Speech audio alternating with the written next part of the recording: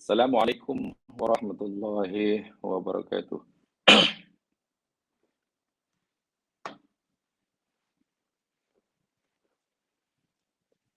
Innal hamdalillah nahmaduhu wa nasta'inuhu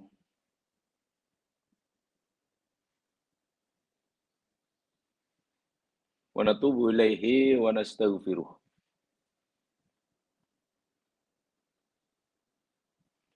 Wa na'udzu billahi min syururi anfusina wa min sayyiati a'malina.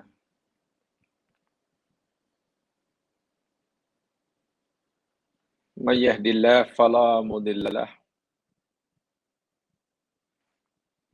wa may yudlil fala hadiya lahu. Asyhadu an la ilaha illallah wahdahu la syarika lah. Wa asyhadu anna Muhammadan abduhu wa rasuluh.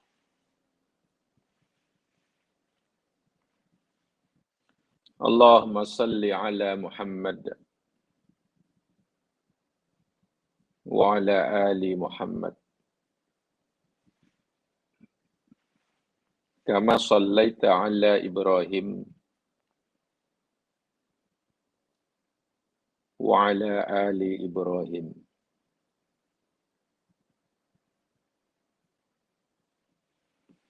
Wa barik ala Muhammad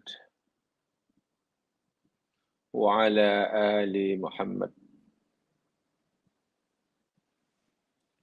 Kama barakta ala Ibrahim wa ala ali Ibrahim fil alamin. Innaka Hamidum Majid.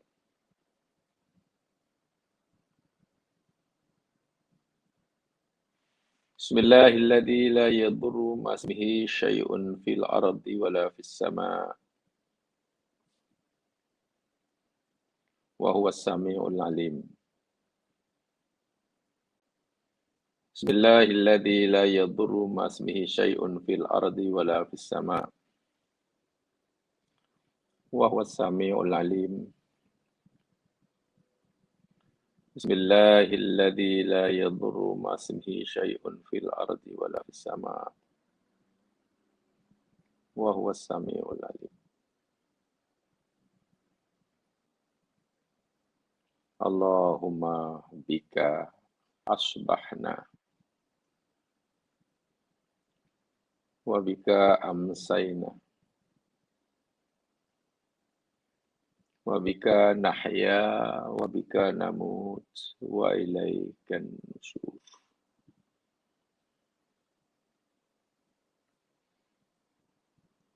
Rabbi shrah li sadri wa yassir li amri wahlul 'uqdatam min lisani yafqahu qawli. Amin ya rabbal alamin.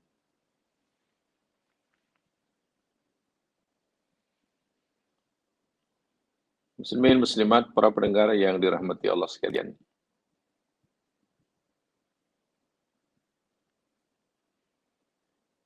Mari kita ikhlaskan niat kita masing-masing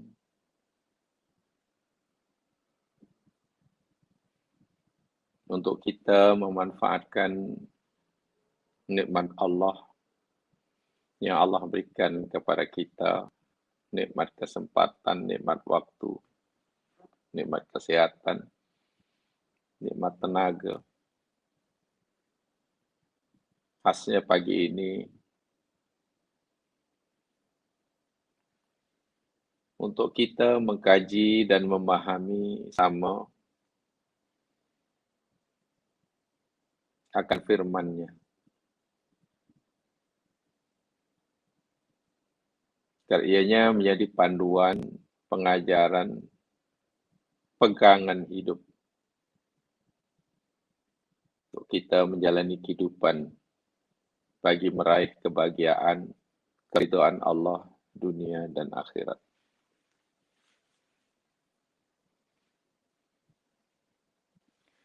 Sebesar apapun amalan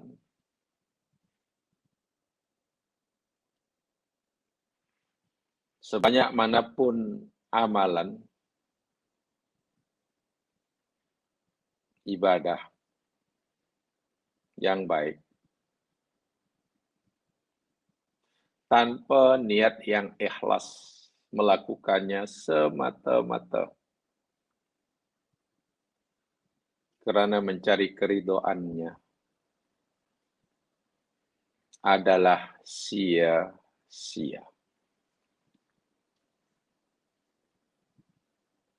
Saya ulangi. Sebanyak manapun ibadah yang dilakukan, secantik manapun amalan yang kita berbuat,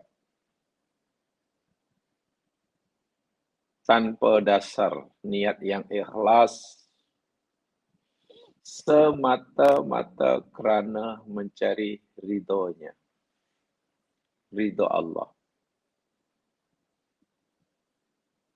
sia-sia.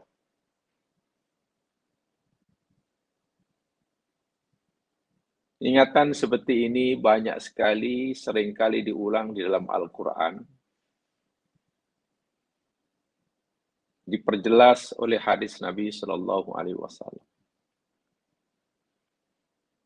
Menakutkan sungguh amaran yang keras dan tegas seperti ini. Dan tentunya merupakan kerugian dan penyesalan yang sangat dahsyat bagi mereka yang mengabaikannya. Bayangkan, satu di antara amalan sebaik manapun, secantik manapun, sehebat manapun, sebanyak manapun, tanpa dasar ikhlas. Niat ikhlas itu melakukan semata karena Allah. Tauhid lah. Ikhlas itu tauhid. Itu surah Qul Huwallahu Ahad, surah Ikhlas, surah Tauhid.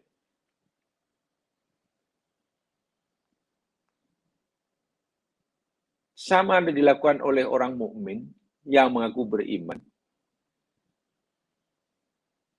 Lebih-lebih lagi dilakukan oleh non-mukmin, non-muslim yang memang tidak ada iman. Amalan itu kelak oleh Allah dikata dia akan dijadikan sebagai habaan mansura. Debu. Akan dijadikan debu, habuk yang berterbangan. Wa'iyadzubillah, tumudzubillah. Kasarab. Macam fata morgana. Miraj. Yang diyakini oleh orang yang sedang kehausan perlukan air, bahwa miraj itu air. Dia sedang haus, tengok di depan macam ada genangan air, pasti seronok. Setelah didekatinya, tidak dijumpai air, karena itu hanya miraj. Fata morgana. Begitulah amalan tanpa ikhlas, tanpa tauhid. Mengerikan sekali.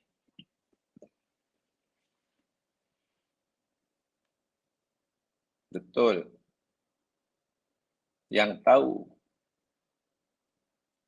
amalan itu ikhlas atau tidak adalah Dia, Allah Subhanahu wa taala. Bila selama ini kita telah berusaha bersungguh-sungguh untuk meluruskan dan memperbetulkan setiap amal ibadah yang kita lakukan, agar ianya menepati kehendak syarak. Alhamdulillah. Alhamdulillah. Jika selama ini kita ada rasa takut, khawatir, jika amal ibadah kita itu tidak menepati kehendak agama. Dari segi praktikalnya. Dan kerana kekhawatiran itu, kita bersungguh-sungguh untuk belajar, mengetahui mana yang betul, mana yang salah, mana yang lurus, mana yang belok. Alhamdulillah, itu tindakan yang terpuji. Tapi jangan lupa, ada perkara yang juga tidak kalah pentingnya. Bahkan sangat penting. Yang dikatakan tadi. Amalan sudah baik, amalan sudah betul, amalan sudah banyak, ibadah luar biasa. Tapi tanpa niat yang ikhlas, sia-sia. Itulah sebabnya saya ingatkan diri saya sendiri. Berusaha, bermujahadah, bersungguh-sungguh untuk mengikhlaskan niat dalam setiap derap langkah kita. Amal perbuatan kita. Sama ada yang sunnah. Amalan sunat. Lebih-lebih lagi amalan yang wajib, yang fardu. Sesuatu yang sangat-sangat penting. Tidak boleh kita memandang sepi akannya. Di samping berusaha, tentunya kita memohon bantuan dan pertolongan kepada Allah. Agar Allah beri kita kemampuan, kekuatan, untuk mengikhlaskan setiap amal sekecil apapun yang kita lakukan. Amin ya rabbal alamin. Jemaah sekalian, insyaallah kita akan teruskan cerita tadabbur kita surah Hud.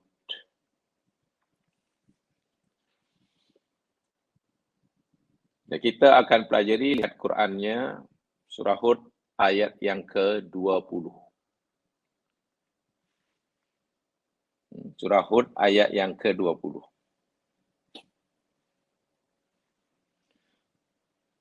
Lepas Allah Subhanahu wa taala menceritakan kepada kita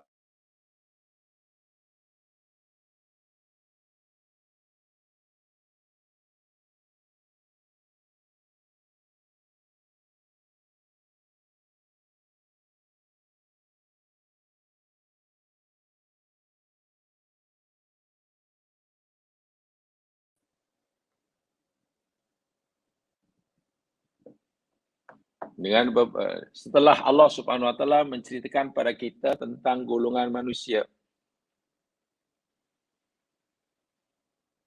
dengan beberapa sifat. Pertamanya sifatnya yakni berdusta atas nama Allah. Yang keduanya, dia menghalang orang lain. Atau wa'iyadzubillah, mungkin menghalang diri mereka sendiri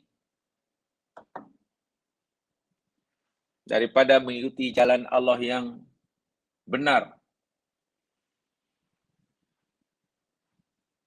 Sifat yang ketiga, mereka berusaha bersungguh-sungguh agar syariat Allah yang lurus ini menjadi bengkok. Agar agama Allah yang adil ini kelihatan atau diyakini oleh orang sebagai tidak adil.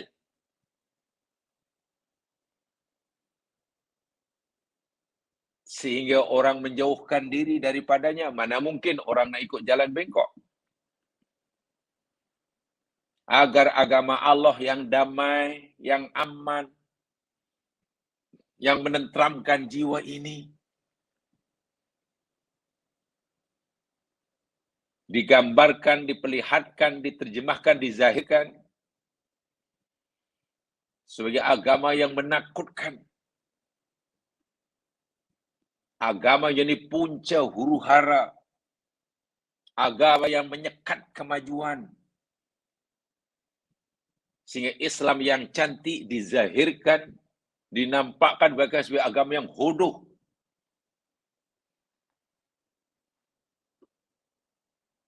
Dengan tujuan supaya mereka yang asalnya cinta agama Islam menjadi meninggalkannya. Dengan tujuan supaya mereka yang mula-mula sudah mulai tertarik kepada Islam mengubah niat, melarikannya. Ini sifat yang ketiga, dan ini bahaya. Dahulu pernah kita pelajari sama. Jika pemahaman kita tentang Islam,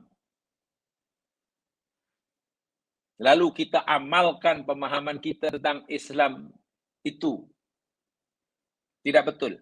Pemahaman kita tentang Islam tidak sebagaimana dikehendaki oleh Islam.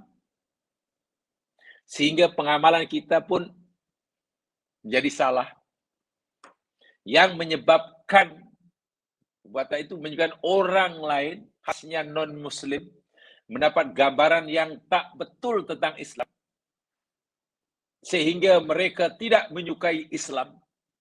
Ingat, kalau itu berlaku, kita juga bertanggung jawab. Karena kita menjadi asbab orang lain, khasnya orang bukan Islam, membenci Islam.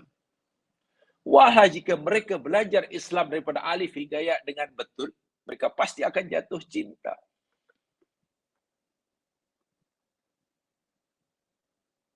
Bahasa kasarnya lah. Bahasa kasarnya. Dulu ada seorang Muslim. Seorang yang riwayat pada Islam. Setelah jadi Muslim yang baik, ada diwawancara, di interview, ditanya. Macam mana saudara boleh memeluk agama Islam? Jawapannya sungguh sinikal, sungguh pedas sekali. Tapi jujur katanya, iya, alhamdulillah saya memeluk agama Islam.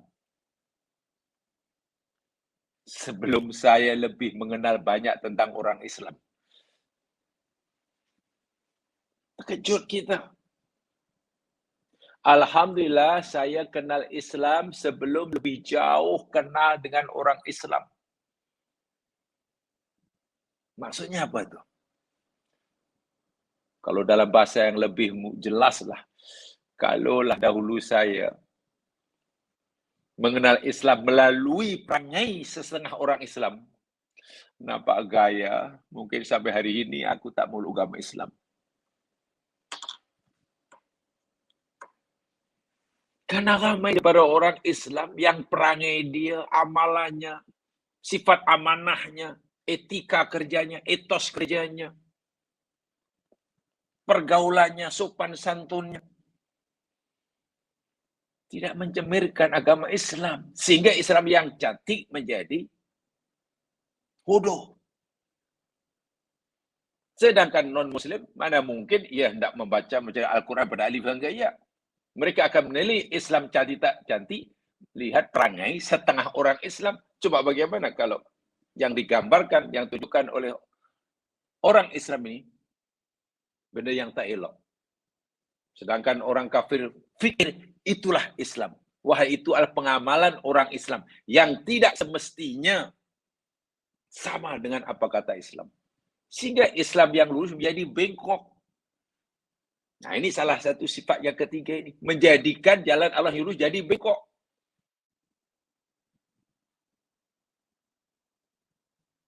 Walaupun dalam tafsir-tafsir yang lama, yang boleh lihat, ya, jangan maknanya, ya diselewengkanlah. Seperti wahyu Allah yang suci, ditukar ganti. Kitab Injil yang asli, mereka tukar-tukar. Ya, betul lah. Tafsiran itu betul. Tapi kata besar saya dahulu, ya jangan hanya sekat itu. Perbuatan kamu pun boleh jadi menjadikan Islam yang lurus jadi bengkok. Dan sifat yang keempat Allah kata kufur kepada hari akhirat. Itu ayat 19 ya, 18. Nah, orang-orang yang punya 4 sifat dan perangai ini bagaimana nasibnya? Nah, bagaimana nasibnya kelak? Walaupun mungkin di dunia berjaya, di dunia dihormati, dia dah hebat.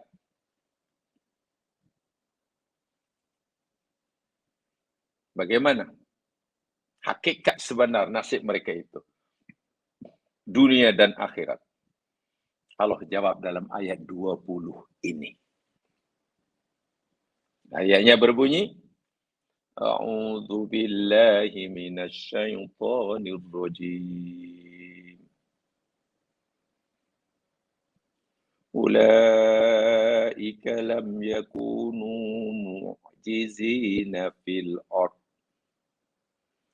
Wa ma kana lahum min dunillahi min awliya. Yudha'afu lahumul 'adzab.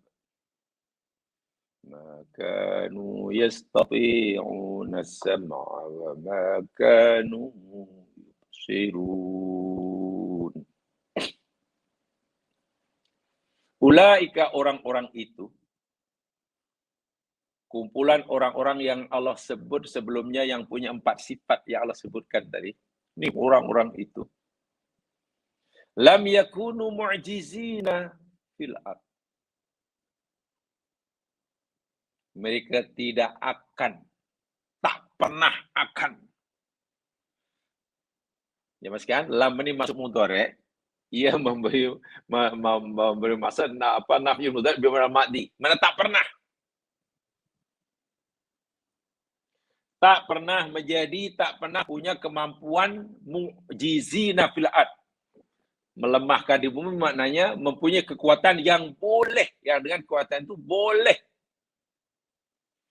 bermaharajalela di bumi. Tidak.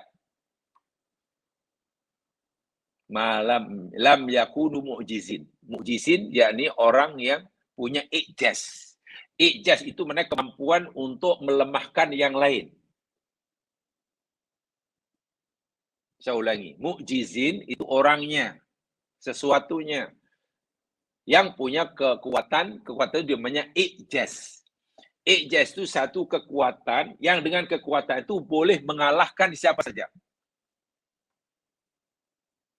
Ingat perkataan mukjizat. Katalah jamaah, ada orang, katalah punya apa? Ada kuasa, ada harta, ada persenjataan, ada tentera, ada apa sajalah pengaruh. Sehingga siapa saya ingin menentangnya pasti kalah. Karena dia punya segala-galanya. Nah, orang yang punya segala-galanya, kekuatan yang dengan kekuatan itu boleh mengalahkan siapa yang hendak menentang. Orang seperti itu disebut mu'jiz. Kalau ramai, mu'jizun. Mu'jizun. Hebat kan? Tapi Allah nafikan. Orang-orang yang aku sebutkan, kata Allah, yang ada 4 sifat sebelumnya. Yang Allah sebut dalam sifat dalam ayat itu. Mereka tak pernah, tak mungkin punya i'jaz. Tak mungkin akan menakluki bumi, tak mungkin akan menguasai bumi, tak mungkin akan menang, begitulah. Dari segi zahir saja nampak kuat, tapi hakikatnya mereka akan dibinasakan. Lam yakunu mu'jizin fil ard, di bumi. Ya, maknanya mereka hanya menunggu saat-saat kehancurannya. Bukan menunggu saat-saat kejayaannya. Wa ma kana lahum, yang kedua, wa ma kana lahum min dunillahi min awliya. Dan tiadalah bagi mereka penolong-penolong, pelindung-pelindung selain Allah. Kan wilayah itu hanya milik Allah dan Allah tidak akan berikan pada mereka sedikit pun daripada wilayah Allah. Itu di dunia. apapun jenis kekuatan, kekuatan ilmu, kekuatan budaya, kekuatan ketenteraan, kekuatan ekonomi, kekuatan apa sajalah. Sebenarnya tidak ada artinya. Bukan satu kekuatan yang sebenar, yang boleh, yang dengannya ia boleh mencari cita-cita. Jika satu, berdusta atas nama Allah. Kedua, menghalang jalan Allah. Menghalang orang lain atau dia untuk jalan Allah. Ketiga, menjadikan agama yang Islam yang cantik jadi cantik, yang lurus jadi bengkok, yang benar jadi salah. Yang keempat, hidupnya hanya untuk dunia. Karena tidak ada keyakinan sikit pun akan adanya hari kebangkitan. Bila itu tidak ada, ibaratnya orang itu punyalah memiliki bumi dan isinya pun, Allah kata dia lemah bukan kuat. Walaupun dia katalah punya matahari sekalipun. Dia punya syarikat. Syarikatnya apa? Syarikatnya syarikat dia yakni bukan syarikat air ya, pembekal air, yakni pembekal oksigen seluruh dunia. Kerana dapat pengswastaan. Privatize matahari umpamanya. Matahari milik dia. Sia-sia. Allah kata lemah. Dan dia tidak dapat pertolongan sikit pun daripada di dunia. Bagaimana di akhirat? Yudha'afu lahumul adzab. Subhanallah. Akan diganda-gandakan bagi mereka al-azab. Ima adab dunia, adab orang yang memandang, orang yang melihat, wih senang orang tu ya. Macam-macam ada. Nak buat apa saja. Boleh. Apa yang dia mahukan semua dapat. Orang yang memandang senang. Yang mengalami Allah kata dia tersiksa dan siksanya berganda-ganda. Bertambah-tambah. Karena 4 sifat itu ada pada diri mereka. Senang ya dia. Nak buat apa pun. Kita yang melihat. Allah kata tak. Dia bukan senang. Dia tersiksa. Dan siksanya berganda. Di dunia. Belum lagi di akhirat. Wa makana yastati'una sam'a. Wa makanu yubsirun. Kalau bahasa yang apa adanya lah. Bahasa yang paling zahir. Mereka peka. Mereka buta. Itu bahasa yang zahir lah. Walaupun maksudnya lebih daripada itu. Sam'un, basorun, itu fungsi, itu bukan alat. Sam'un itu fungsinya, alatnya namanya udhunun. Basorun itu adalah fungsinya, alatnya yakni ainun. Allah tak kata mereka tak ada telinga, mereka tak ada mata, tak. Allah kata mereka tak boleh dengar, mereka tak boleh melihat.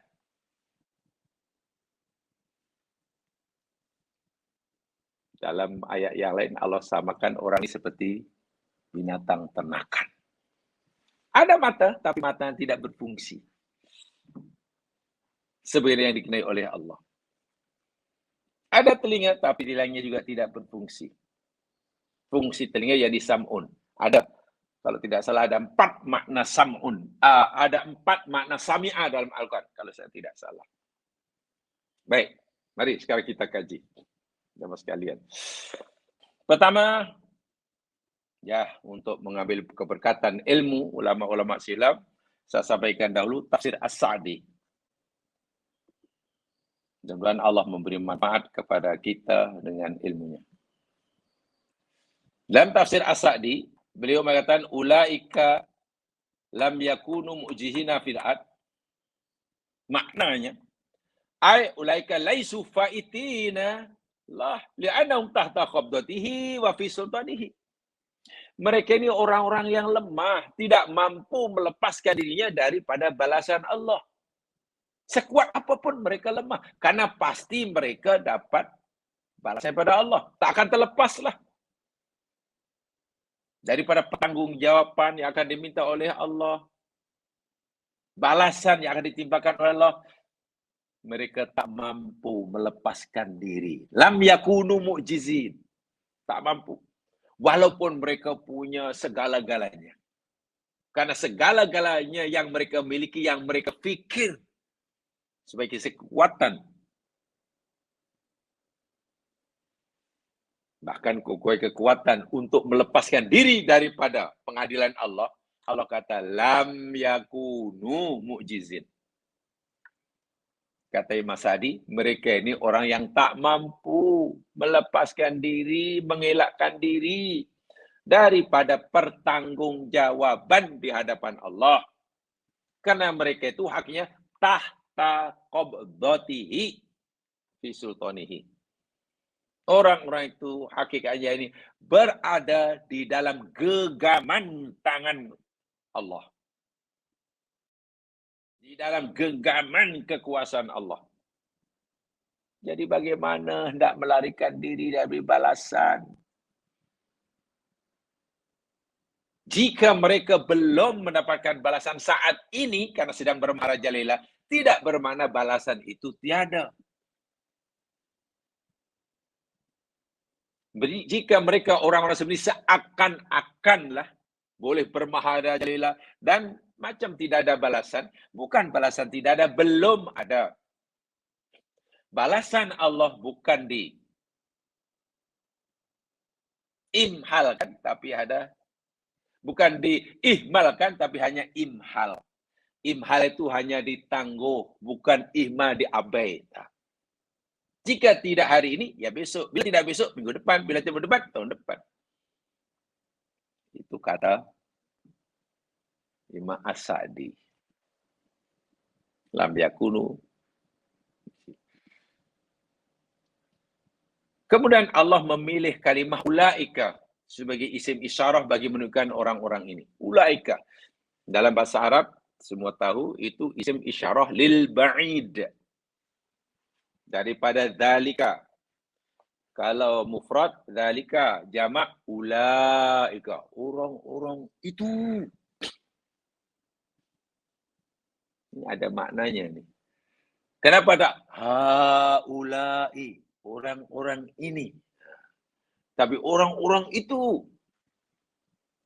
Ada yang memahami menurut ulama bahasa. Ya, karena orang ini jauh daripada pelindungan Allah. Jauh daripada rahmat Allah. Jauh kedudukannya daripada Allah. Sebab itu Allah sebut orang-orang itu. Menunjukkan jauhnya kedudukan orang-orang ini di sisi Allah. Sebab ulaika.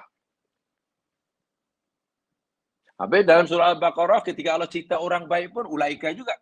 Ulaika ala hudam mir rabbihim. Wa ulaika. Kenapa ulaika? Ya. Karena orang-orang yang mendapat hidayah daripada Allah, orang beriman juga jauh banyak sangat tinggi kedudukannya. Karena orang ini sangat tinggi kedudukannya di sisi Allah, maka Allah pun beritahu pada kita, orang-orang itu menunjukkan ketinggian makomnya. Nah, itu yang dalam surah Al-Baqarah. Yang ini menunjukkan jauhnya kedudukannya daripada Allah.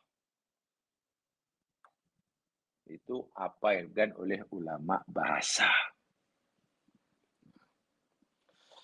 Nah, yang kedua, kata Imam As-Sa'di, wa ma kana lahum min dunillahi min awliya. Apa artinya? Apa maksudnya? Wa ma kana lahum min dunillahi min awliya.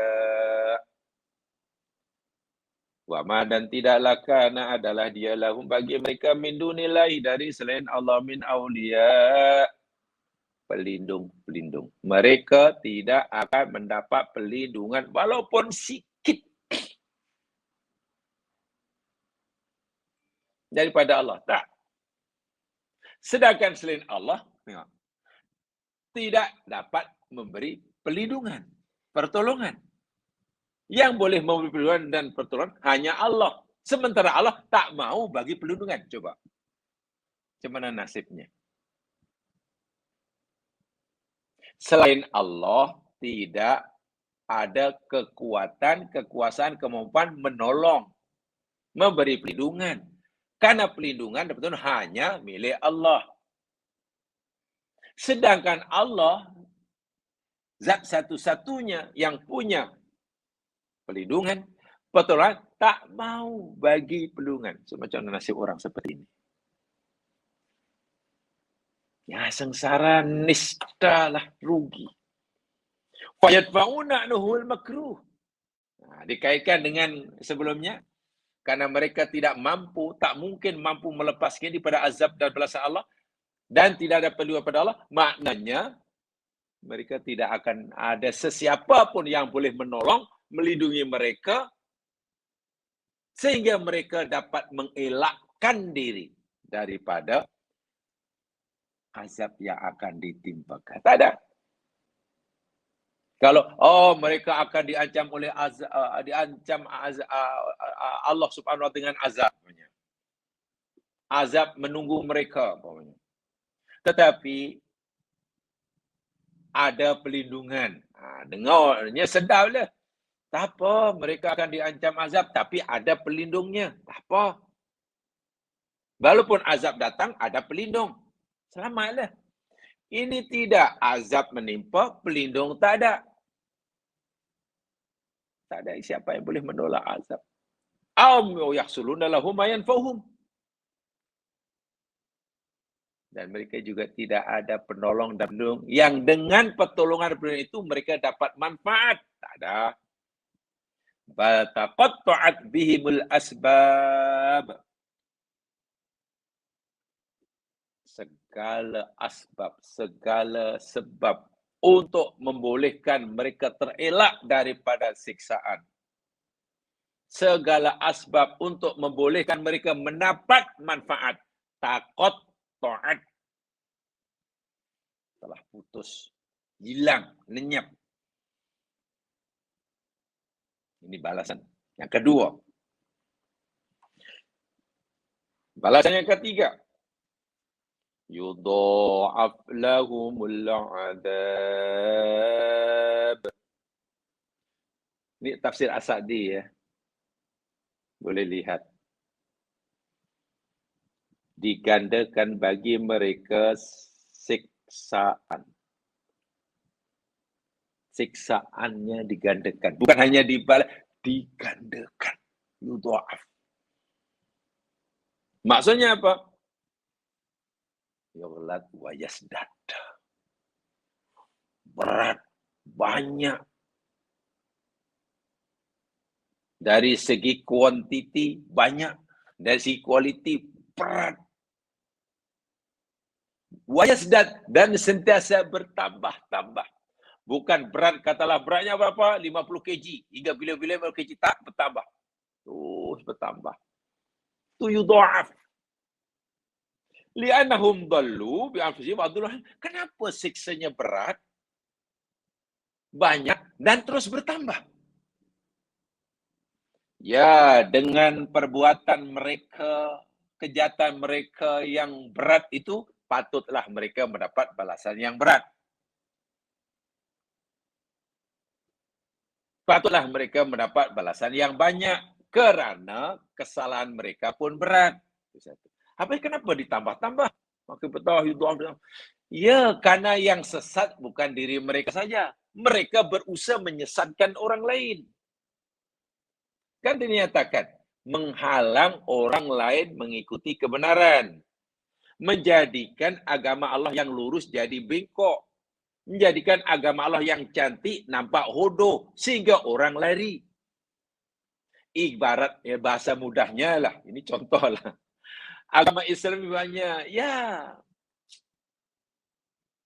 madu umpamanya, yang boleh menjadi penawar penyakit tapi bagi cop racun. Sehingga orang manalah ingin minum racun, si copnya racun. Jadi dia dalu wa dalu. Dengan kesesatan yang ada pada mereka, mereka layak disiksa dengan yang berat dan banyak. Dan dengan usaha mereka menyesatkan orang lain, mereka berhak ditambah-tambahlah siksanya. Wal'iyadu billah. Susah nak menggambarkan balasan yang Allah beritahukan pada kita ini. Sangat dahsyat. Ini bermaksud dosa dan kesalahan mereka itu bukan dosa biasa. Begitulah. Balasan yang berikutnya. Makanu yastati'una sama'. Tidak adalah mereka mampu mendengar. Karena kebencian mereka kepada kebenaran. Mereka lari sehingga tidak mampu mendengar kebenaran. Makanu yubsirun. Dan tidaklah mereka mampu melihat. Bagaimana melihat, mendengar pun tak mau. Tak mau berfikir sehingga memberi manfaat pada mereka. Dalam ayat yang lain Allah selalu menyebut orang-orang ini dijangkiti penyakit sumun, umyun, sumun, bukmun, umyun. Ada 3 penyakit. Baik, jemaah sekalian. Saya katakan tadi bahwa kalimah sam'un dan basorun itu fungsi, bukan alat. Alatnya udunun. Kita ada udunun, ni telinga. Hayawan pun Allah kata, al-an'am, binatang pun ada udunun. Kan ada kan? Lembu ada udunun kan? Kita ada ainun. Ainun ni alat, mata. Hayawan pun ada ainun. Pembeza manusia dengan hayawan bukan pada ada atau tidak ada, punya atau tak punya ainun, basar tak. Ainun udun. Tapi bezanya, sama ada udununnya ini berfungsi untuk sam'un. Sama ada ainunnya ini berfungsi untuk basarun atau tidak. Jika ia berfungsi, manusialah dia. Kalau tidak berfungsi, hayawanlah dia. Nah, lalu apa makna sam'un? Nah, inilah yang tadi saya katakan jemaah sekalian. Ya. Sam'un ini di dalam Al-Quran paling tidak mempunyai 4 makna ya mas sekalian. Ada 4. Yang pertama yakni idrakus saut. Sam'un itu maknanya mendengar suara. Dengan telinga kita mendengar suara. Dengar, ada suara kita dengar, ada ini suara dengar dia. Ini makna sam'un yang paling bawah. Kalaulah makna sam'un itu mendengar suara, minta maaf, selagi minta maaf, kita manusia dengan lembu masih sama. Sama-sama punya telinga, sama-sama telinganya boleh mendengar suara. Lembu juga dengar. Lembu dengar suara, kambing mendengar suara. Itu kalau sam'un makna mendengar suara lah. Nah, di sini makna kita belum berbeza dengan mereka. Makna yang kedua, sami'a. Sami'a. Bukan mendengar suara. Memahami apa yang dia dengar. Memahami.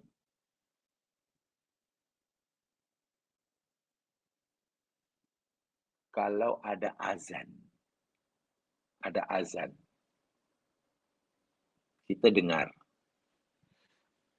Minta maaf, anjing yang dekat dengan suara pun dengar. Oh, ada azan. Lembu pun mungkin terkejut. Pasal tiba-tiba speaker tu bukan main kuat. Wow. Wah, mungkin lembu pun terkejut. Dengar juga maknanya. Kita pun dengar. Itu sama-sama idrakus saut. Yang kedua, kita manusia bila dengar azan, khasnya orang Muslim lah. Oh, azan. Saya tahu tu. Itu azan nama dia. Itu nama dia azan. Memberitahu pada orang Muslim, waktu solat sudah masuk. Waktu solat sudah masuk. Kita faham. Kita faham. Minta maaf. Anjing yang juga dengar suara azan. Kambing yang sudah dengar suara. Dia tak faham. Apa itu ya? Apa maksudnya? Tanya dia, tak faham. Orang Islam paham. Oh, itu azan. Pemberitahuan bahwa waktu sholat dah masuk. Tengok, kita sudah berbeza. Tingkat sam'un kita sudah setingkat lebih tinggi daripada mereka.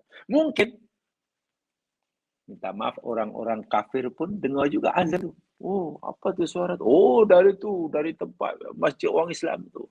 Apa itu? Tak tahu itu. Selalu ada jam sekian aja mesti panggil macam tak tahu apa makna dia. Dia tak faham. Jadi kalau itu orang kafir, kalaulah dia hanya mendengar azan, mendengar saya tapi tak tahu itu apa maknanya, minta maaf lah, itu macam haiwan lah. Jadi kalau kita, faham, itu memberitahu. Masuk waktu, itu kita sudah meningkat. Sam'un kita dah meningkat. Alhamdulillah, sudah berbeza dengan haiwan. Naik lagi. Kalau kita naik lagi. Oh, itu azan saya tahu. Bukan sekadar memberitahu masuk waktu. Dia sebetulnya itu mengajak kita.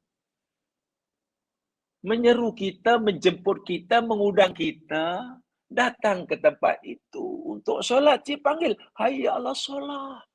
Hayya ala solat.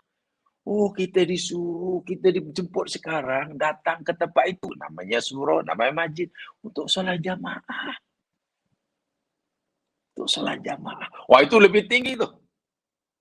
Pemahaman kita, sam'un kita lebih tinggi daripada yang kedua tadi.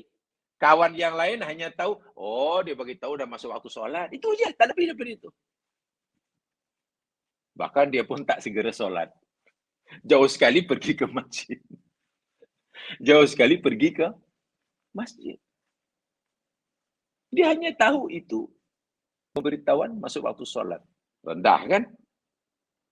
Yang ketiga itu hebat, itu lebih, wah, Masya Allah. Ya, dipanggil itu. Kita dipanggil. Dan merasa bersalah.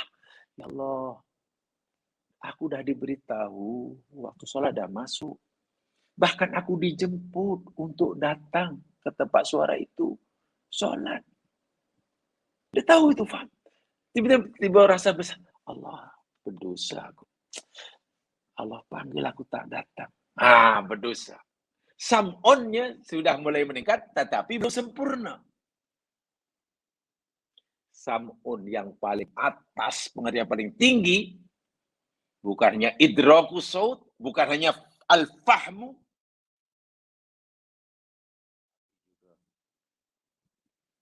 at-tanfidh, melaksana, terus bergegas pergi ke masjid. Itu sam'un. Itu sam'un.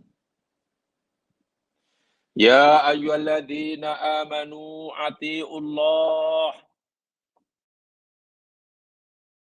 Dengar. Orang lain dengar. Kambing sebelah pun dengar suara itu.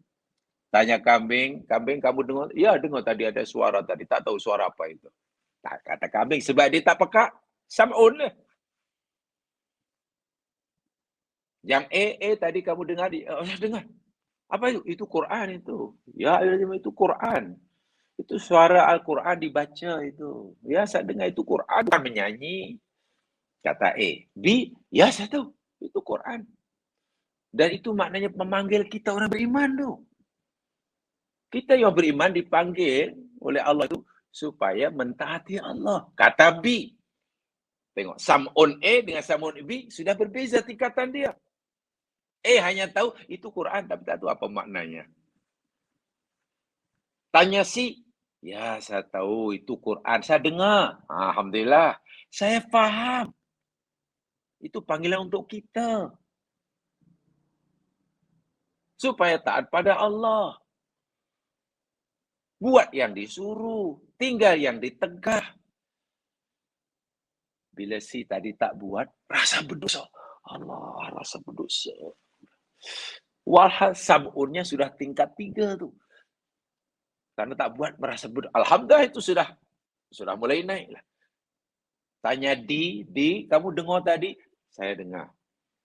Itu adalah Al-Quran. Ya ayyuhalladzina amanu taqullah. Ya ayyuhalladzina amanu atiiullah. Itu Allah yang panggil kita. Maksudnya Allah suruh kita bertakwa pada Dia. Buat segala yang disuruh walaupun berat. Tinggal yang ditegah walaupun kita tak suka. Saya paham itu. Dan saya diancam siksa jika tak menyaut seruan itu. Kemudian selepas faham, lalu buat. Oh ya, Allah suruh buat, aku buat. Allah suruh. Itulah sam'un yang paling tinggi. Jadi orang-orang yang Allah katakan mereka itu peka, bukan main peka tak dengar suara, bukan. Bukan. Yalah peka yang paling teruk sekali tak dengar suara. Tapi dengan suara pun, kalau dia tak memahami panggilan Allah, ayat Allah itu masih dikira sumun jemaah sekalian. Masih kira peka, tak dengar, tak melihat. Allahu Akbar. Walaupun dengar suara Al-Quran itu, ayat itu, walaupun sudah paham maksudnya, tetapi tidak mengikuti apa yang dia dengar. Tidak melakukan apa yang dia dah faham, masih dikira peka. Subhanallah. Hanya mereka yang dah dengar suaranya, faham maknanya, kemudian merasa bersalah bila tak buat, kemudian dibuat dengan bersungguh-sungguh sesuai dengan arahannya, barulah orang-orang ini bebas daripada gelaran tak peka. Bebas daripada sifat sumun. Allah kata, itulah orang-orang yang dengar. Isma'u. Mana isma'u itu seperti itulah. Quran kata isma'u, dengar. Itu bukan dengar maknanya, ya ai dengar lah. Bukan. Faham ya? Coba fahami, cari kumpulkan kalimat sami'ah dalam Al-Quran. Sami'ah, yasma'u, sam'un, apalah semua. Kita akan menemukan makna-makna seperti itu. Ya, itu perlu mengkajilah, insyaAllah jumpa. Nah, kuncinya saya berikan sudah. Yubsiru demikian juga. Alatnya sama. Alat untuk yubsiru sama kita dengan makhluk yang lain. Namanya ainun, mata. Burung ada mata, itu ada mata, lembu ada mata. Lembu nak seberang jalan. Dia tahu tu ada lori. Lalu di depannya tahu tu ada lori. Di horn dia dengar itu. Tapi tak faham apa itu suara. Itu apa lori jak kelarang. Aku ikut. Tak fikir. Ada lori datang, tak fikir. Ini lori ni 100 meter jalannya. Kelajuannya sekian. Aku nak seberang jalan. Agar kalau aku seberang jalan, lepas atau tidak. Mana lembu terfikir? Kalau gitu, rasanya aku tak terlepas, pasal kaki aku sakit, aku tunggu dululah, biar lori lalu. Itu lembu, lah sami'ah tingkat tinggi itu. Tingkat tinggi. Kalau lembu tu tingkat tinggi lagi, wah ini jalan bukan untuk seberang ni. Kalau aku seberang nanti aku tu kena saman. Lari jalan. Wah itu lagi sami'ah yang betul. Sami'ah yang betul. Wal'iyadzubillah, orang-orang ini, mereka manusia. Tapi Allah beri gelaran. Dan itu siksaan sebetulnya ya. Bukan hanya gelaran siksaan. Peka. Buta. Itu sebenarnya bukan hanya gelaran. Itu siksaan.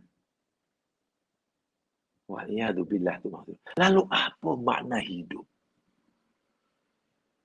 Apa makna segala anugerah yang Allah berikan kepadanya? Apa keistimewaannya? Dijadikan orang yang bijak pandai. Ada kuasa, ada pengaruh, ada harta, ada pengikut. Tapi bila peka. La yasma'un, bahasa Al-Quran, bahasa yang lain, sumun. La yubsirun. Kalimat yang lain, umyun. Coba apa maknanya? Nak kata faham, ya faham. Nak kata, wallahualam lah. Dan sekalian, tak tahulah. Sebab Ya kadang ada orang menggunakan bahasa yang agak kasar. Sebenarnya bukan bahasa kasar atau tidak. Sebab Al-Quran sendiri pun menggunakan bahasa yang boleh katakan keras ya. Ya contoh, bila Quran kata sumun, bukmun, umyun. Itu bahasa, kalau bahasa ukuran kita halus kan. Kan tidak halus kan. Orang-orang yang peka. Orang-orang yang bisu. Orang-orang yang buta. Orang jahilun. Orang yang bodoh. Ish, keras tuh jam sekalian. Jadi hakikatnya bodoh ni apa ya? Apa definisi bodoh? Bodoh yang sebenar ni apa definisi dia? Ya, definition of stupid ni apa agaknya? Adalah orang kata definisi bodoh ni, definition of stupid ni yakni orang yang apa ya? Knowing the truth. Tahu kebenaran. Tahu ini benar. Ini benar, itu benar. Tahu ini benar. Tahu. Seeing the truth. Melihat. Saya lihat, oh itu benar. Saya lihat. Melihat dengan mata kepala. Dia tahu dalam kepala dia yang benar itu gini ni. Dan lihat realiti. Oh itu benar, itu benar. Kurang sempurna apa? Tahu sudah, melihat sudah. Tapi tetap saja masih percaya kepada kebohongan. Coba. Inilah orang yang paling bodoh. Orang yang paling bodoh. Knowing the truth, kata orang. Seeing the truth. Tapi still believing the lies. Masih tetap sahaja percaya kepada kebohongan. Tahu benda yang benar, melihat kebenaran, tapi masih percaya pada berita bohong. Jangan bohong. Itu dia orang paling bodoh. Waliyadzubillah, wallahu alam lah. Ya, wallahu alam. Hebat. Dalam tafsir As-Sa'di ini. Kalau dijabarkan, diuraikan, itu maksud tafsir As-Sa'di ini. Merujuk kepada orang, kumpulan atau siapa yang punya 4 sifat yang Allah sebutkan sebelumnya itu. Baik. Tafsir kedua yang ingin saya sampaikan, tafsir Al-Maisir. Ini gabungan daripada ulama-ulama, sarjana-sarjana, mengarang sebuah tafsir. Saya bacakan dalam tafsir Al-Maisir begini. Annahu kana qadiran ala ta'zizihim fid dunya qabla al-akhirah. Walakinnahu akhkhara 'adzabahum imla'an lahum. Firman Allah Subhanahu wa taala yang berbunyi ulaika lam yakunu mu'jizina fil ard. Wa ma kana lahum miduna min aulad dan seterusnya ini dalam tafsir Al-Maisir. Kenapa Allah memberitahu bahawa mereka ini tidak akan menang, mengelakkan diri daripada Allah di dunia. Tapi realitinya dia macam senang lenang. Sebenarnya Allah Subhanahu wa taala tidak menjelaskan kepada kita bahwasanya Allah itu berkuasa, berkemampuan hendak menimpakan siksaan ke atas mereka atas dosa-dosa mereka di dunia. Tidak perlu menunggu di akhirat. Jika Allah menghendaki, Allah berkuasa nak menimpakan siksa mereka saat ini juga. Hari ini juga, minggu ini juga. Begitu mereka buat dosa, begitu juga Allah berkuasa menyiksanya. Allah berkuasa. Walakinnahu, tetapi Allah akhara adzabahum. Allah tangguhkan, Allah takhirkan. Allah tangguhkan azabnya di akhirat nanti. Imla'an lahum. Ya, imla' itu untuk ketangguhan lah. Ditangguh-tangguh yang dalam agama dipanggil istidras lah. Ulaikal kafirun lam yakunu lafutullah fid dunya rabban. Itulah orang-orang kafir yang Allah sebutkan dalam ayat 4 sifat sebelumnya itu. Yang mereka tidak mungkin mampu berupaya melepaskan diri daripada balasan Allah di dunia. Apatah lagi di akhirat. Wa ma kana lahum min amsarin yamna'unahum min adzabi min iqabi. Dan mereka tidak akan ada orang sanggup menolong, melindungi mereka daripada azab Allah. Yudha'af lahumul azab fi jahannam, mereka akan digandakan azabnya di neraka jahanam kelak. Kenapa digandakan? Tadi saya sebutkan. Mereka dalu wa dalu. Dalun wa mudillun. Lianahum kanu stati'un. Puncanya karena mereka ini tidak mendengar Al-Quran, tak mau dengar ayat. Bukan peka ya. Bukan peka mereka dengar suara ya. Tolong pahami sami'ah tadi. Tak mampu tidak mendengarkan Al-Quran. Sima'a muntafi. Nah, itu kata tafsir Al-Maithir. Sima'a muntafi. Tidak mampu mendengar, yakni sima al-muntafi, sima intifa, mendengar dengan mengambil manfaat. Oh, paham, saya tahu itu Al-Quran. Oh, saya tahu maksudnya. Oh, saya tahu apa yang Allah maukan daripada kita. Kalau itu saya kena buat, itu namanya sima al-muntafi. Kalau hanya setakat dengar tapi tak faham, atau dengar faham tapi tak buat. Kalau ikut bahasa tafsir yang lebih mendalam itu masih ada penyakit peka. Na'udzubillah. Ya. Kita baca Quran, kita faham Quran. Itu suruhan yang mesti dibuat, itu larangan yang mesti ditinggal. Kita paham, tapi kita tak buat dan tak tinggal. Sebenarnya kita masih ada penyakit pokak. Na'udzubillah. Walaupun tingkat kepekaannya, ya tak samalah dengan yang langsung tak paham. Ini yang kita takut. Kan itu apakah dosa? Ya jelas dosa lah. Yang tak dengar, memang berdosa. Nanti akan disoal, kenapa kamu tak dengar? Berat siksanya. Kamu dengar ya Allah. Kamu faham, tak faham? Ya, dipertanggungjawabkan. Macam mana kamu dengar, kamu baca, kamu tak faham? Ditanya. Dan alasan-alasan tak akan diterima. Kamu dengar, ya Allah, hambamu dengar. Dan faham, ya faham. Kamu buat. Saya tak buat, ya Allah. Kenapa kamu tak buat sedang kamu faham? Disoal. Yang kamu dengar, aku dengar, ya Allah. Hambamu dengar, hambamu faham. Apa yang kau maksudkan dalam firman itu. Dan hambamu berusaha untuk melakukannya, ya Allah.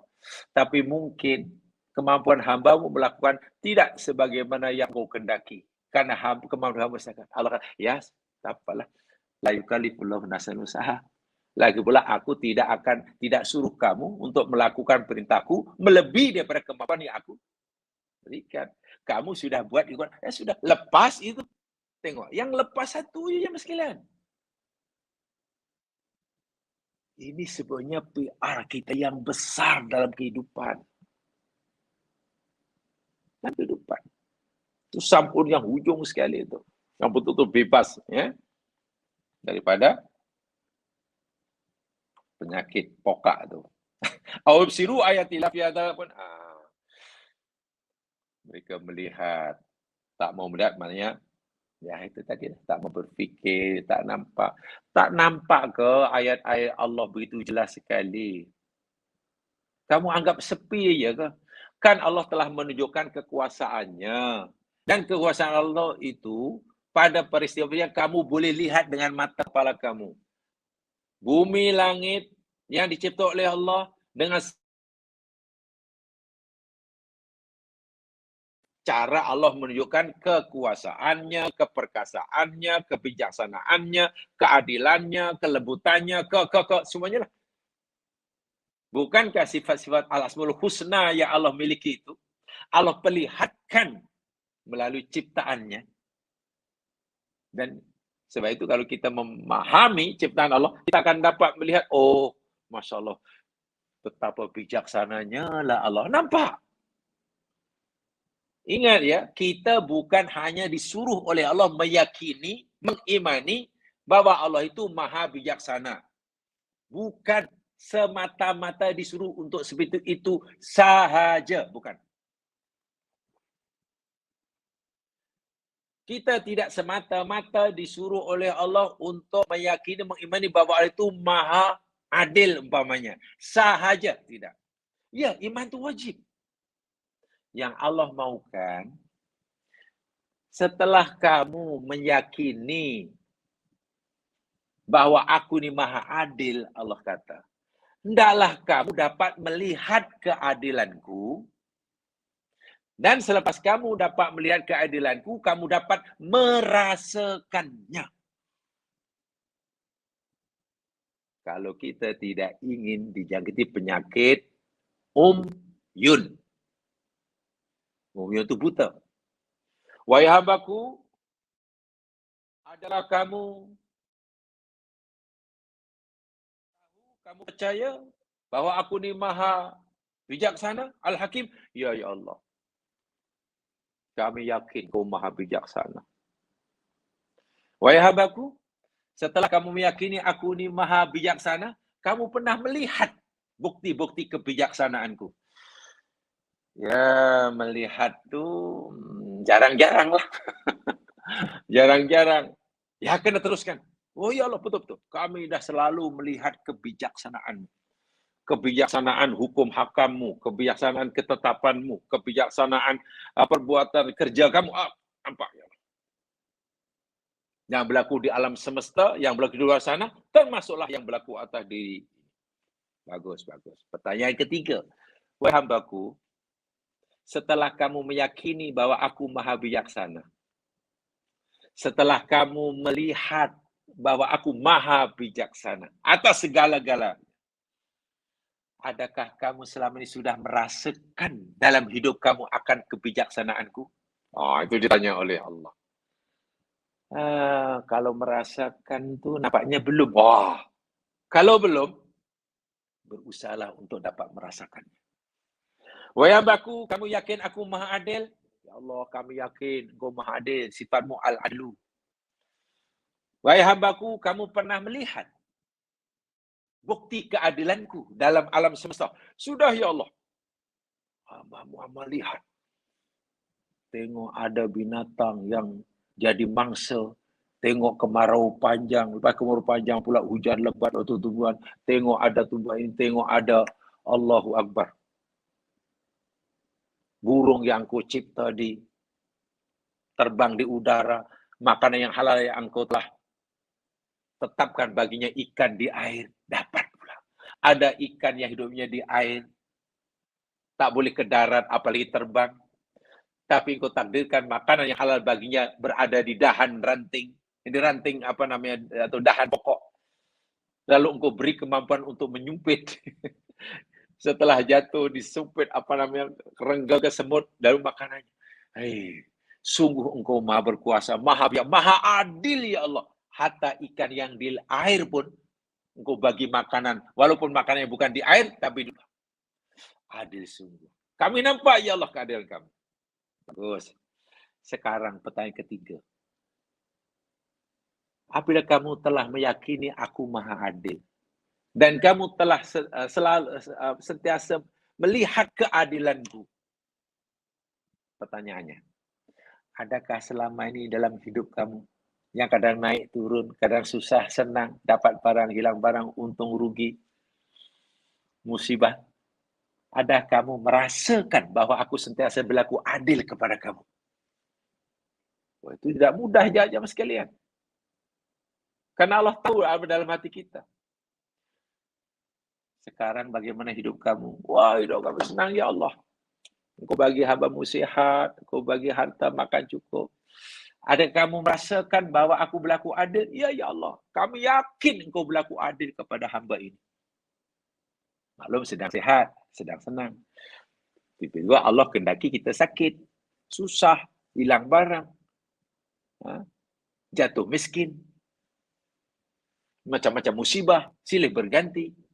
Lalu Allah tanya, hai hambaku, kamu masih yakin aku maha adil? Yakin ya Allah, yakin ya Allah. Takut dosa bila kata tak yakin. Jadi yakin Allah Maha Adil karena takut berdosa bila tak kata Allah adil. Oh, itu bahaya itu. Iman seperti itu sudah mulai bahaya. Yakin ya Allah Engkau adil. Lalu tanya, kalau kamu yakin aku Maha Adil, sekarang adakah kamu merasakan keadilan aku? Coba macam mananya? Coba hati kita.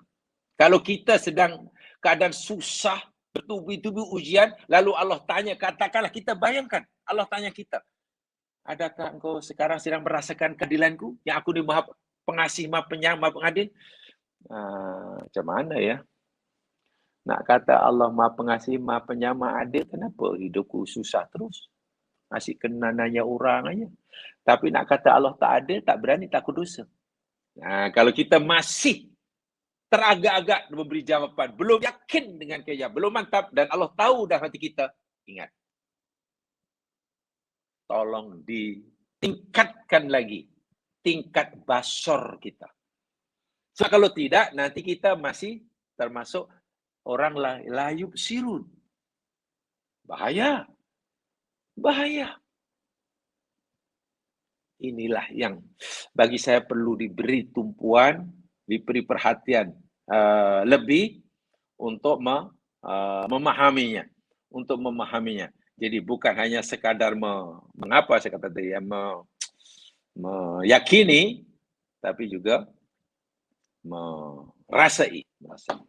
Baik, itu kata uraian lebih lanjut dalam tafsir Al-Maisir. Saya jelaskan itu. Saya tambahkan. Baik, kemudian berikut yang saya sampaikan berkaitan dengan, ini agak panjang penjelasannya, tapi ya perlu juga saya sampaikan karena ini perlu. Kan kaitan mana tadabbur ya. Bila tadabbur itu mana ya kita berusaha untuk sejauh yang boleh lah, sedetail yang boleh gitulah. Yang memungkinkan. Ya, berkaitan dengan lamasat bayaniyah. Lamasat bayaniyah atau arad waqfah asrar balaghiyah. Pengajaran-pengajaran daripada ayat ini yang kita ambil daripada uslub balaghahnya. Gitu. Asrarul balaghiyah, lamasat bayaniyah. Ini penting. Saya itu biasanya ulama-ulama silam, ulama tafsir khasnya, mereka sangat menguasai tata bahasa Arab. Sangat dikuasai. Paling tidak 3 tata bahasa Arab ini dikuasai. Paling tidak 3. Sharaf, nahwu, balaghah. Balaghah dengan 3 macamnya, 3 jenisnya itulah. Ya. Bayan, badik, ma'ani. Dikuasai sungguh. Sehingga tafsir mereka ini luar biasa. Karena ilmu balaghah ilmu yang sangat diperlukan sungguh bagi mereka yang ingin memahami maksud Al-Quran dengan seberapa tepat yang mampu. Dengan bahasa yang mudah, orang yang wisata bahasa Arab dengan baik, pemahamannya terhadap Al-Quran pasti relatif lebih cantik, lebih hebat, lebih tepat dibandingkan dengan mereka yang tidak menguasai.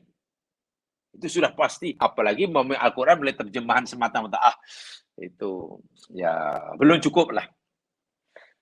Kita ingin mentafsirkan Al-Quran hanya melalui terjemahan. Itu bukan tidak dapat manfaat, tapi masih terlalu sedikit lah. Saya selalu menyatakan ya, bahkan pada saya sendiri khasnya, kalau kita memahami Al-Quran dengan terjemahan, satu dengan terjemahannya, itu kita bukan sedang memahami Al-Quran.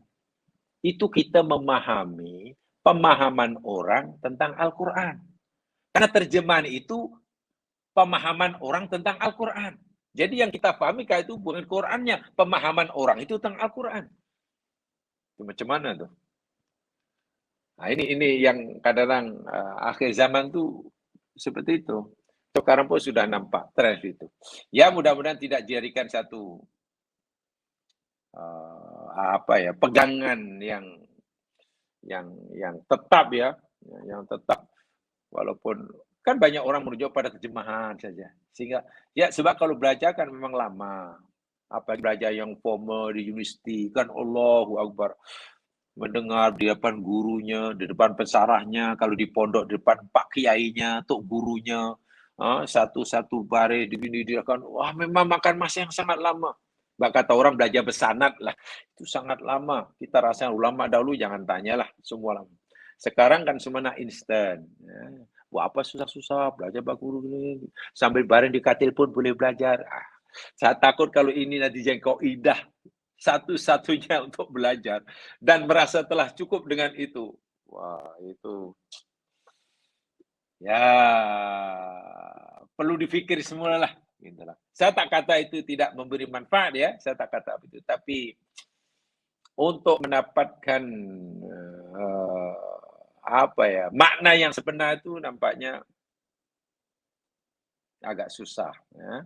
agak susah gitu. Baik, ya yang berikut ini saya ingin sampaikan asror balaghiyah. Ya. Pertama kalimah mu'jizin. Mu'jizina fil ardi. Jamaah sekalian, kalau kita perhatikan dalam bahasa Arab, contohnya ilmu sorof lah. Mu'jizin ini, yakni isim fa'il daripada fi'il a'jaza. A'jaza ini dalam bahasa Arab dalam sorof yakni fi'il muta'addin. Betul kan? Fi'il muta'addin. Fi'il muta'addi yakni perlukan maf'ul bih. Objek. Fi'il yang melampau, kata pendeta Za'ba. Lawannya fi'il lazim yang tidak perlu maf'ul bih. Tetapi kalau kita nak cari mana maf'ul bih dan mu'jizin dalam ini, tidak disebut. Mana ya? Makanu lam ulaika lam yakunu mu'jizina fil ard. Tak ada. Mana maf'ul bihnya? Siapa yang mereka nak kalahkan itu? Siapa yang orang yang mereka nak jadikan lemah itu? Tidak disebut. Jadi maf'ulnya tidak disebut. Lam yudkar al-maf'ulu bih. Kaidah bahasa Arab ya mas sekalian. Khas ini dalam kaidah balaghah ya. Hadza itlaqun yakni nafyun anhum sifatul ijaz aslan. Bila maf'ul bih ini dibuang, ia memberi makna umum. Nafyu hasbul ma'mul yufidul umum. Sehingga maksud mu'jiz itu yakni sama sekali. Tidak ada sesiapa pun yang mereka boleh kalahkan. Menunjukkan mereka sangat lemah. Tidak punya kekuatan sikit pun. Sikit pun. Tidak mampu menyelamatkan, mengelakkan dirinya daripada balasan. Sikit pun. Tak ada ruang untuk mereka berselindung. Tak ada jalan untuk mereka melarikan diri. Itulah maksudnya. Sama sekali. Aslan. Nafyu sifatil ijazi aslan. Bukankah itu maknanya kemuncak sifat lemah? Gitulah. Jadi apa namanya? Ada pelik sikitlah.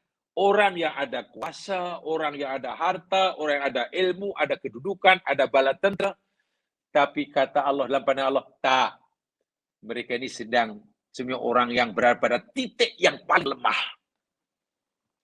Position yang paling lemah. Bila suatu saat berhadapan dengan balasan yang akan menimpa mereka.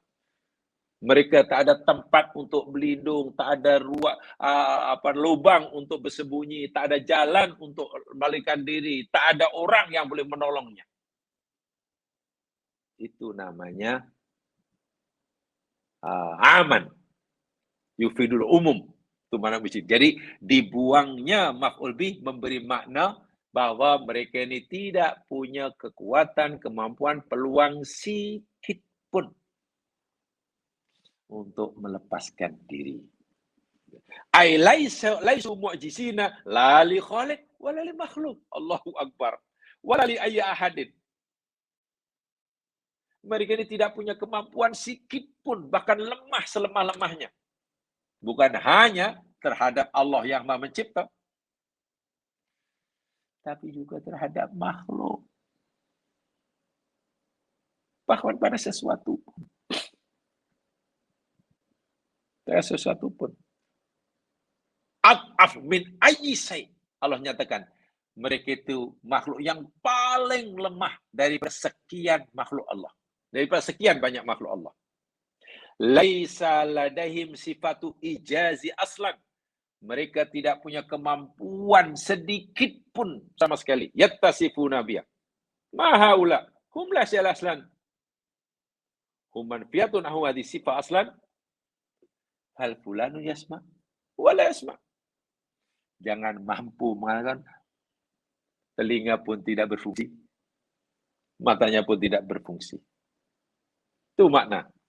Yang pertama, kalimah mu'jizin dibuangnya maf'ul bih. Yang kedua, ulaika lam yakunu mu'jizina. Jamaah sekalian, ulaika lam yakunu mu'jizin. Mu'jizin bisnya kalimah mu'jizin itu dengan kalimah isim dan tidak dengan fi'il. Kalau ini beza ya, ini namanya lamasat bayaniyah ya, atau asrorul balaghiyah. Ya, mudah-mudahan ada yang dipahami lah. Saya percaya jamaah ada modal. Ya, ada modal mungkin banyak, mungkin sedikit tentang bahasa Arab. Seperti saya sampaikan juga. Dalam bahasa Arab ini jamaah sekalian, isim dan fi'il ini mempunyai maksud yang berbeza. Isim kata nama, fi'il kata perbuatan. Contoh dalam ayat ini, ulaika lam yakunu mu'jizin. Mu'jizin itu isim. Kenapa Allah tak kata lam yakunu yu'jizun? Ulaika lam yakunu yu'jizun. Orang-orang itu tidaklah adalah mereka yu'jizun menjadi fi'il. Orang-orang yang dapat melemahkan. Kenapa gunakan mu'jizin? Contohlah kalau umpamanya apa ya?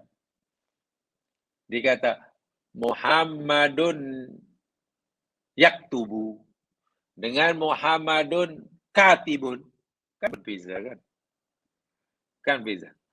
Lam yakun Muhammadun yaktubu dengan lam yakun Muhammadun katiban, itu maknanya lain. Maksudnya maksud saya. Walaupun terjemahan Melayu mungkin sama. Tidak pernah adalah Muhammad itu seorang penulis dengan tidak adalah Muhammad itu menulis. Kenapa di sini menggunakan isim mu'jizin bukan yu'jizun? Nahnu fi ahtarim min munasabah nadhkur ana isma aqwam min abdu wa asbat min fi'li. Simpel aja kesimpulan yang saya sampaikan. Bahwa isim itu, kata nama dalam bahasa Arab itu, memberi maksud yang lebih kuat. Lebih kuat, lebih kukuh, lebih tetap, lebih mantap daripada fi'il. Daripada fi'il. Ambillah contoh. Ini selalu saya katakan ya. Al-kafirun dengan aladina kafaru. Kan selalu pernah saya katakan ya. Al-kafirun orang-orang kafir. Aladina kafaru orang-orang kafir juga. Apa bezanya al-kafirun dengan aladina kafaru? Al-kafirun isim. Aladina kafaru fi'il. Maksudnya, kalau al-kafirun itu maknanya lebih kuat, lebih tetap, lebih mantap daripada fi'il. Sehingga al-kafirun merujuk pada orang-orang kafir yang kekufurannya sudah sangat mantap, sangat tetap, sangat kuat, sangat kukuh. Berbeza dengan aladina kafaru. Al-mu'minun, orang-orang yang beriman. Alladzina yu'minuna, orang-orang yang beriman juga. Al-mu'minun, orang-orang yang beriman, yang imannya sudah mantap, sudah kuat, kukuh, tak goyah. Ibaratnya lah bak kata orang yang pemahamannya tinggi, dia kata, orang al-mu'minun ni, jika sebenarnya alam barzah dibuka pun, imannya tak akan bertambah. Kenapa? Karena sebelum alam barzah dibuka pun, dia sudah imannya sudah 100%. Jadi nampak ke tak nampak, melihat ke atau belum, sama aja. Itu al-mu'minun. Tapi kalau alladzina yu'minun, pakai fi'il, orang-orang yang beriman, yang imannya masih boleh naik, turun. Kadang-kadang naik, kadang-kadang turun. Gitulah. Bila ada bencana alam, gunung berapi, banjir besar, wah, imannya naik. Bila ada Quran dijumpai, ada Quran ditemukan, satu muka surat hilang, wah, semua takut ini kiamat sudah dekat sebab Quran sudah lenyap. Pagi subuh penuh dengan jamaah. Tapi bila tanda hilang, turun semula. Itu al-ladzina yu'minun. Nah, dalam ayat ini Allah gunakan mu'jizin, maknanya sifat lemah mereka, ketidakberdayaan mereka, mengelakkan diri, melarikan diri daripada masalah itu adalah sempurna. Tetap menunjukkan mereka telah berada di kemuncak kelemahan, titik yang paling lemah. Bukan lemah yang biasa. Itu digunakan fi'il.